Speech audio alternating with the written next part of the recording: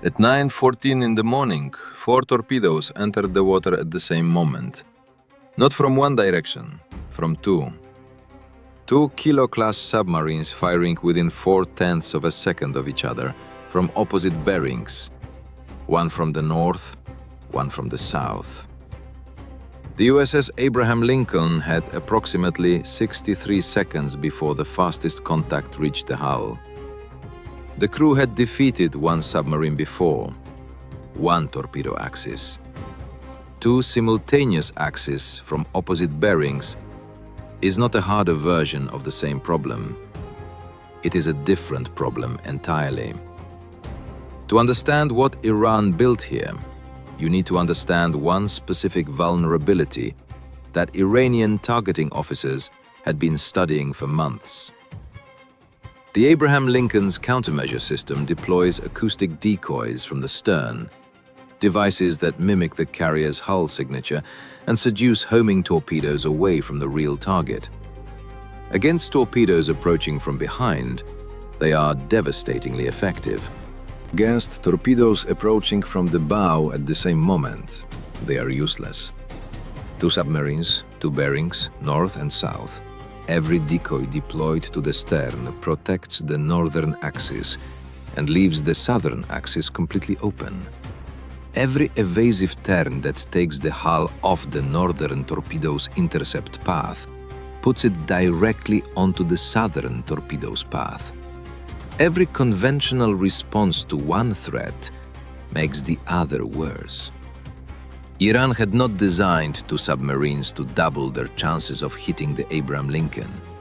Iran had designed 2 submarines to make every defensive action the carrier took simultaneously the wrong action for the other threat. Chief Petty Officer Marcus Webb had been uncomfortable since 6:30 that morning. Webb is the Abraham Lincoln's senior sonar technician, not an officer, no authority to give orders. 16 years of listening to oceans, to the specific acoustic signatures of marine life, commercial shipping, and the things that move beneath the surface that are neither.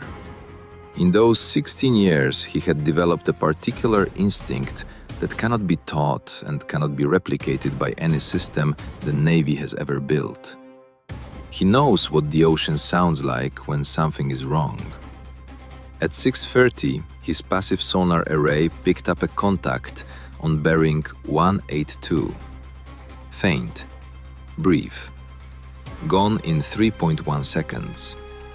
The system classified it as possible biologics, whales or large marine mammals producing similar acoustic signatures.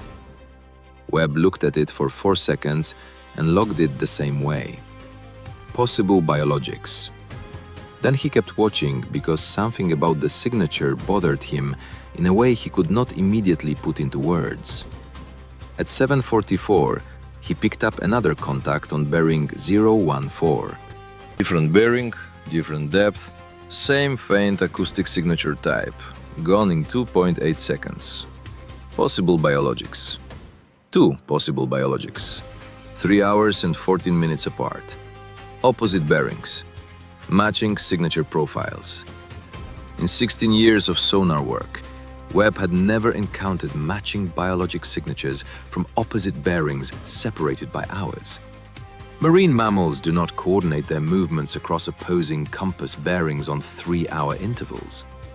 He filed a report at 7:51, noting both contacts and the pattern. It came back at 8:34, logged and noted no further action required. He kept watching anyway. There is something that anyone who has ever had a gut feeling they couldn't explain will recognize in that moment. The report came back dismissed.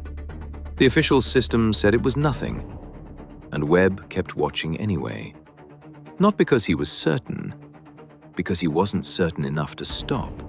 At 9:14, both contacts returned simultaneously. Not faint this time, not brief. 2 torpedo launch transients from bearing 182 and bearing 014 in the same second. The pressure wave of 4 torpedo tubes opening propagated outward through the water column and hit the Abraham Lincoln's hull-mounted sonar simultaneously from north, and south. Petty Officer First Class Antonio Rivera classified both contacts in 4 seconds and hit the torpedo warning alarm. 4 torpedoes, 2 bearings, 63 seconds. In the Combat Information Center, Tactical Action Officer Lieutenant Commander Hassan Usman had the engagement picture in front of him and understood the geometric problem immediately.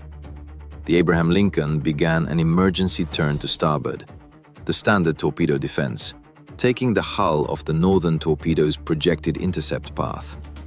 The turn put the bow directly into the southern torpedo's approach axis. Countermeasures deployed from the stern at 9:14. 2 acoustic decoys mimicking the Abraham Lincoln's hull signature. The first northern torpedo locked onto decoy 1 at 400 meters and pursued it away from the carrier. The second northern torpedo classified the decoy correctly in 1.8 seconds. The signature too consistent, too perfect, and reacquired the Abraham Lincoln's hull. It continued inbound. The southern decoys had not deployed. The countermeasure system deploys from the stern. The southern torpedoes were approaching from the bow. There were no decoys on the southern axis. There had never been a procedure for deploying decoys on the bow axis because the threat assessment had never included simultaneous dual-axis torpedo attacks. 3 torpedoes still running, 1 from the north, 2 from the south. 44 seconds to impact on the fastest contact. The MH-60 Romeo helicopter was airborne at 9:15, carrying 2 Mark 54 lightweight torpedoes, 1 per submarine. The pilot, Lieutenant Marcus Cole, had the bearing on both contacts from Rivera's launch transient report and understood immediately what Webb had understood at 7:51. 2 submarines, 2 bearings, 2 Mark 54s. He had to choose which one to prosecute first. He took the northern submarine first, the one on bearing 182. The contact Webb had flagged at 6:30. The Mark 54 entered the water at 9:15 and acquired the Northern Kilo's acoustic signature in 2.3 seconds. The submarine had gone to emergency full power the moment it fired, loud and slow, on depleted batteries after 9 days of silent running. The Mark 54 found it in 11 seconds and detonated against the pressure hull. Northern submarine gone. Second northern torpedo still running. 2 southern torpedoes still running. 31 seconds to impact. Cole took the helicopter south at maximum speed toward bearing 014. The second Mark 54 entered the water at 9:16 on the southern Kilo's last known position. The submarine had gone to emergency full power and was executing maximum evasion, hard turns, depth changes, noisemakers deploying into the water around it. The Mark 54 followed, closing to 40 meters from the pressure hull. The southern Kilo deployed its noisemaker at exactly the right moment. The Mark 54's acoustic seeker registered the noisemaker as a higher priority contact and broke track. It pursued the noisemaker and detonated 200 meters from the submarine. Southern submarine still alive. 2 southern torpedoes still running. Second northern torpedo still running. 22 seconds to impact. Helicopter weapons expended. No more Mark 54s. No interceptors. No conventional options remaining. Rear Admiral James Carver picked up the all-hands circuit at 9:16. All hands brace for impact. In the sonar room, 2 decks below the Combat Information Center, Webb heard the order and picked up the circuit to the bridge. Not the Combat Information Center, the bridge, the officer of the deck.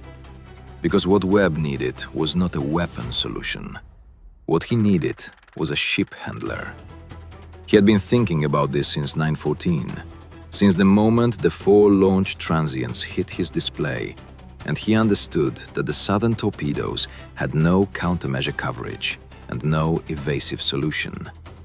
In 16 years of studying torpedo guidance systems, he had accumulated one specific piece of knowledge that no training manual had ever formalized into doctrine.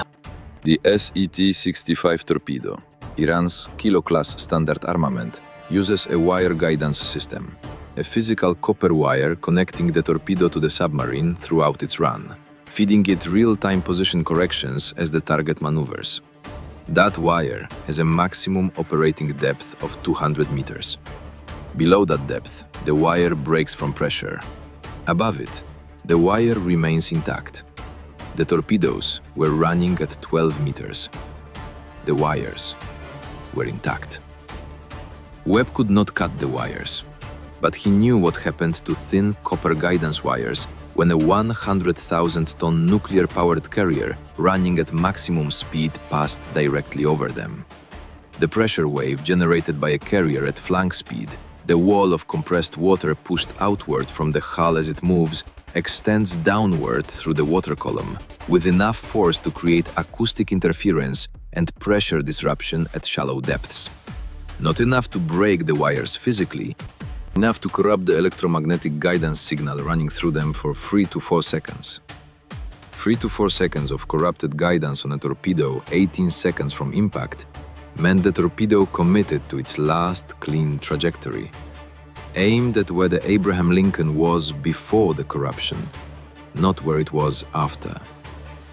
He told the officer of the deck one thing: all ahead flank, hard right rudder, maximum speed, drive directly over bearing 194.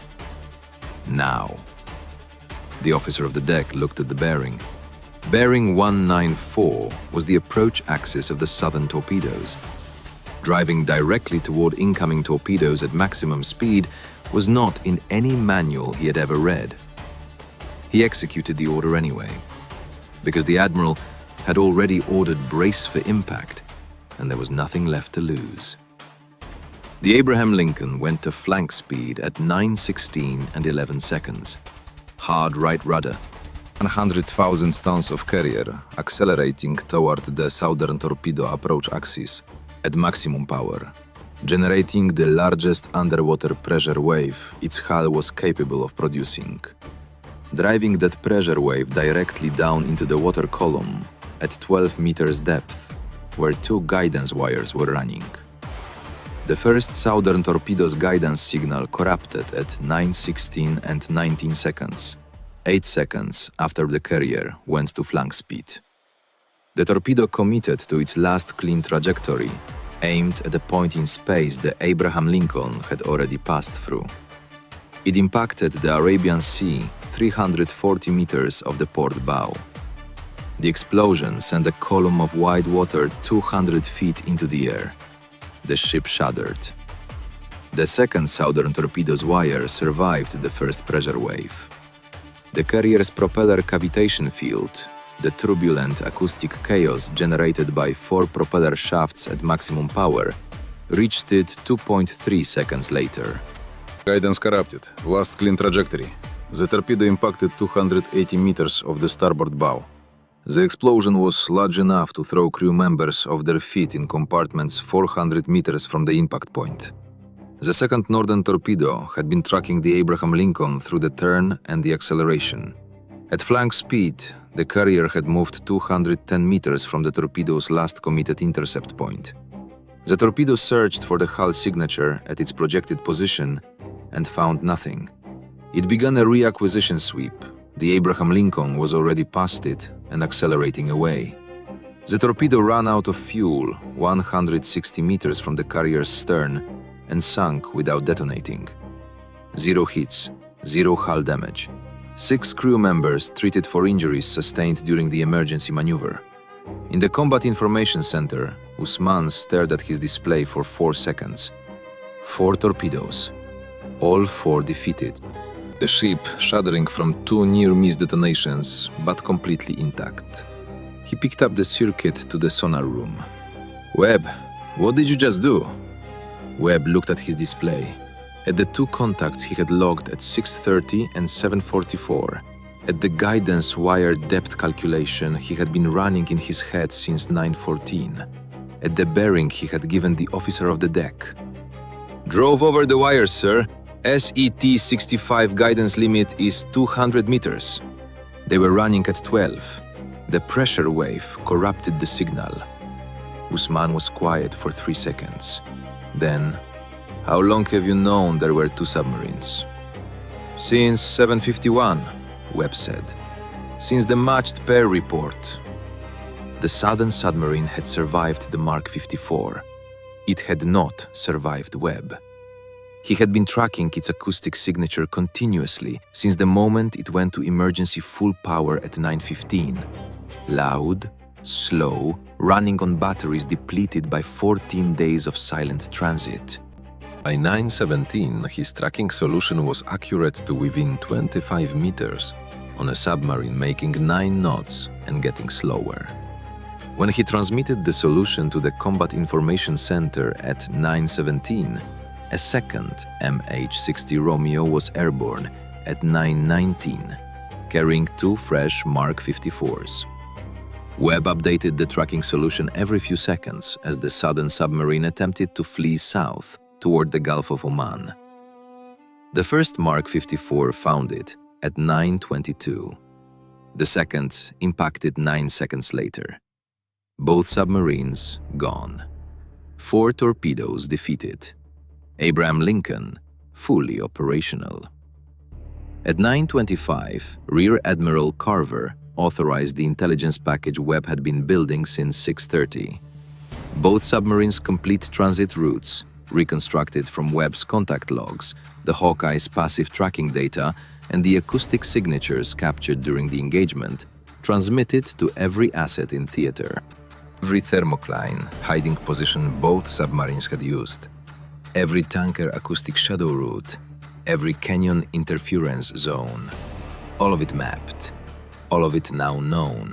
Iran's submarine concealment doctrine, the specific routes and hiding techniques that had allowed 2 Kilo-class submarines to spend 14 days completely invisible inside the Abraham Lincoln's operating area, was compromised in a single engagement.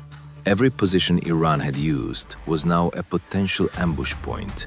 Every technique was now a known signature. Every future Iranian submarine attempting the same approach would be doing so against a formation that knew exactly what to look for and exactly where to look. In the sonar room, Webb wrote his engagement log in 2 sentences. Iran sent 2 submarines from opposite bearings and designed the attack so every defense against one made the other worse. We drove over the wires. Iran sent 2 submarines that spent 14 days being completely invisible. They fired 4 torpedoes from 2 directions simultaneously. A geometric attack specifically designed so that every conventional response to one torpedo simultaneously worsened the response to the other. It worked exactly as designed. Every countermeasure, every evasive maneuver, every Mark 54, all of it used up. All hands braced for impact with 3 torpedoes still running. They missed because a chief petty officer logged 2 possible biologics from opposite bearings 3 hours apart and understood what matched pairs mean. And because he knew that a 100,000-ton carrier at maximum speed generates a pressure wave that corrupts guidance wires at 12 meters depth. America's response didn't just sink both submarines. It burned Iran's concealment doctrine to the ground.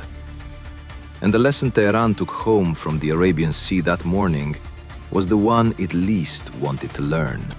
The most dangerous sonar operator in the world is not the system that processes the signal.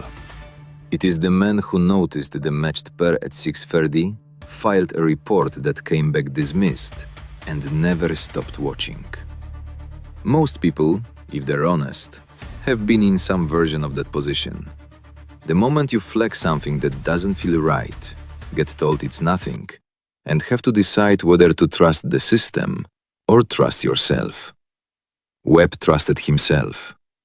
It's worth thinking about what you would have done in his place, and whether the answer changes depending on what's at stake.